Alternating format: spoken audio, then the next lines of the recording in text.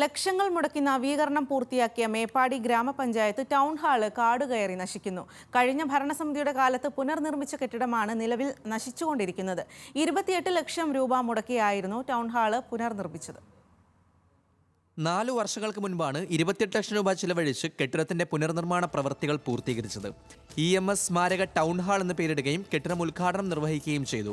അന്നേറെ രാഷ്ട്രീയ വിവാദങ്ങൾക്ക് ഇത് വഴിവെച്ചിരുന്നു. എന്നാൽ പുനർനിർമ്മാണത്തിന് ശേഷം പുതിയ ഭരണസമിതി സത്യപ്രതിജ്ഞാ ചടങ്ങ് മാത്രമാണ് ഇവിടെ നടന്നത്. മേപ്പാടി ഗ്രാമപഞ്ചായത്തിന്റെ 2020 വാർഷിക പദ്ധതി ഉൾപ്പെടുത്തി ഒരു 22 ലക്ഷം രൂപയോളം ചിലവഴിച്ച് ഈ പഴയ പോളിടെക്നിക്കിന്റെ ഈ ഹാള് റിപ്പയർ ചെയ്താണ്. അതിന് EMS മന്ദിരം എന്ന പേരിൽ സ്ഥാപിക്കുകയും ചെയ്തു. സ്ഥാപിച്ചു എന്നല്ലാണ്ട് 2024 ആയിട്ട് 4 വർഷ കാലയളവിൽ UDFന്റെ പഞ്ചായത്ത് ഭരണസമിതി ഉണ്ടായ സമയത്ത് പോലും 1 രൂപ ചെലവഴിച്ച് അല്ലെങ്കിൽ നന്നാക്കി ഈ മണ്ഡപം ഒന്ന് ഉപയോഗപ്രദമായി ഈ പഞ്ചായത്ത് ജനങ്ങൾക്ക് തുറന്നു കൊടുക്കാൻ വേണ്ട സംവിധാനം ഒരുക്കിയിട്ടില്ല. ഇതിലൊക്കെ പഞ്ചായത്ത് ഭരണസമിതി ഏറ്റവും മോശപ്പെട്ട രീതിയിലാണ് പ്രവർത്തിക്കുന്നത് എന്നാണ് നമ്മൾ മനസ്സിലാക്കേണ്ടത്. നിലവിൽ ടൗൺ ഹാളിന്റെ പ്രവർത്തനങ്ങൾ നിലച്ചിരിക്കുകയാണ്.